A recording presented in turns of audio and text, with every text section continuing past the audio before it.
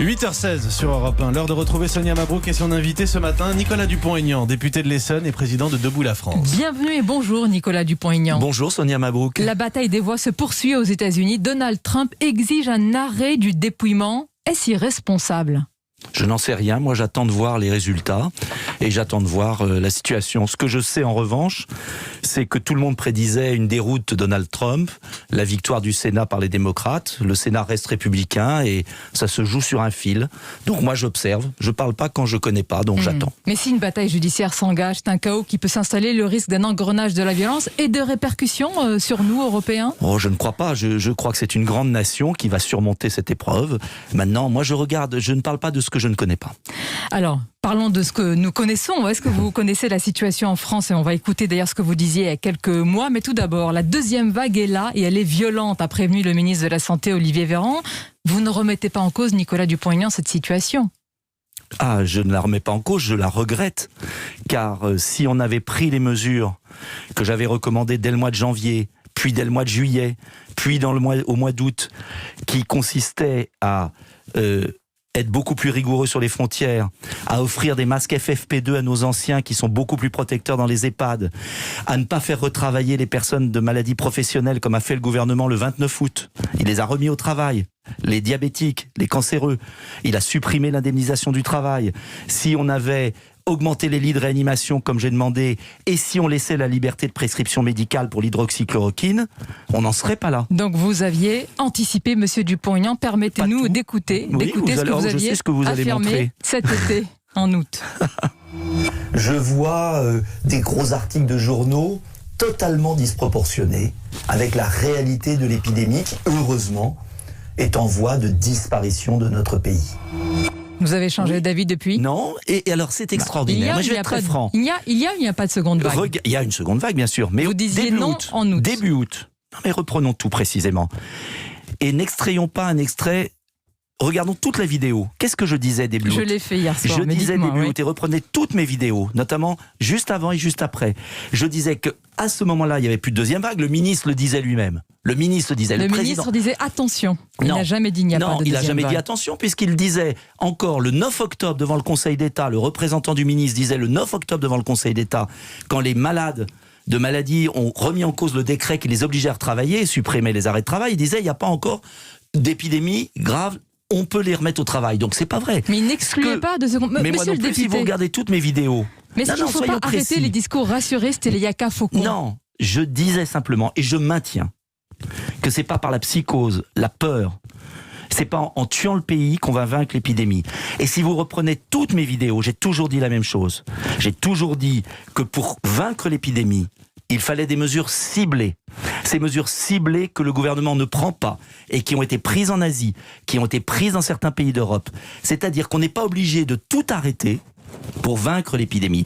Et je maintiens, je persiste et je signe, c'est pas par la peur, la psychose, c'est au contraire en anticipant. Et je suis le seul. Mais en anticipant, Sonia Mabrouk. Monsieur le député, vous avez l'écharpe de la République. Est-ce qu'en disant qu'il n'y allait pas y avoir, qu'il n'y avait pas de seconde vague, n'êtes-vous pas dans le déni sanitaire ? Oui, mais c'est pas parce que tout le monde le dit que tout le monde a raison. Je suis le seul à avoir demandé. Qu'on double le nombre de lits de réanimation en prévention. Comment ? Avec une baguette magique, monsieur le député, pour former un anesthésiste réanimateur 11 ans.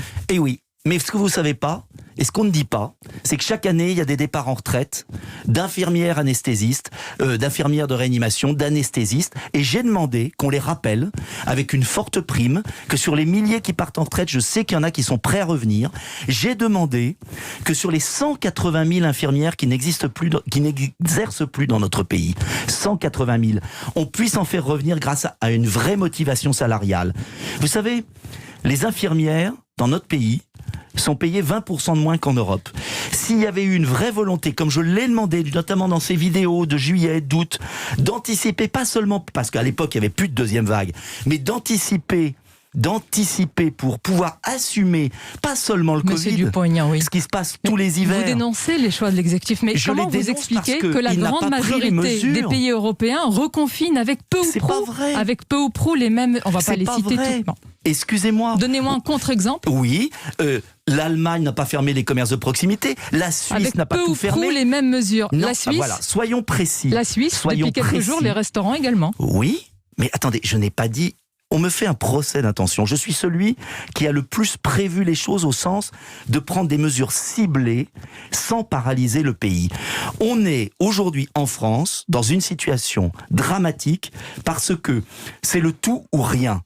Et je maintiens que si on protégeait bien nos personnes vulnérables, nos personnes âgées, les bons masques, si on avait augmenté le nombre de lits en faisant rappel des personnes compétentes et en mettant les moyens, ça aurait coûté beaucoup moins cher que le chaos dans lequel ce gouvernement est en train de plonger le pays. Mais maintenant, je maintiens qu'on peut doubler les lits de réanimation en quelques mois. Je maintiens qu'on peut rouvrir le Val-de-Grâce à Paris, qui est un hôpital vide, en parfait état, qui a été fermé scandaleusement. Et monsieur le je député, maintiens que là, à l'heure actuelle, vous maintenez qu'il y a une seconde vague, qu'elle est grave et qu'il faut arrêter les discours rassuristes.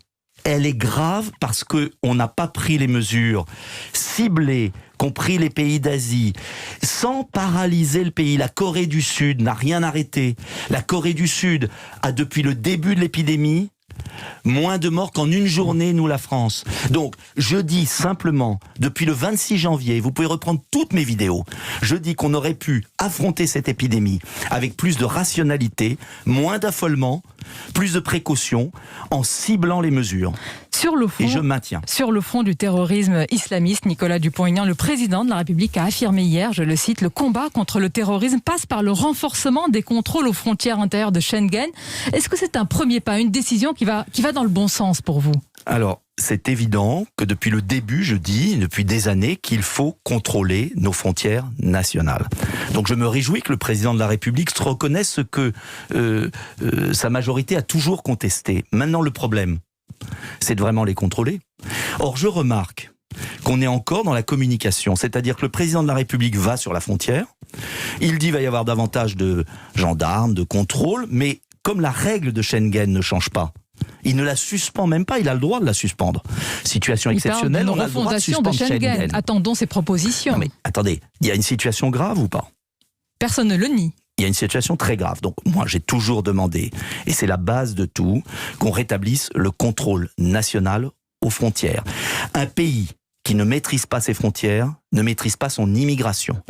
Un pays qui ne maîtrise pas son immigration... Et les frontières vont empêcher l'immigration et malheureusement empêcher in fine le terrorisme islamiste. Les frontières sont un des éléments, avec par exemple la réforme du droit d'asile, c'est-à-dire que la demande de droit d'asile s'effectue à la frontière, pour éviter que les gens dont on la refuse restent sur le sol.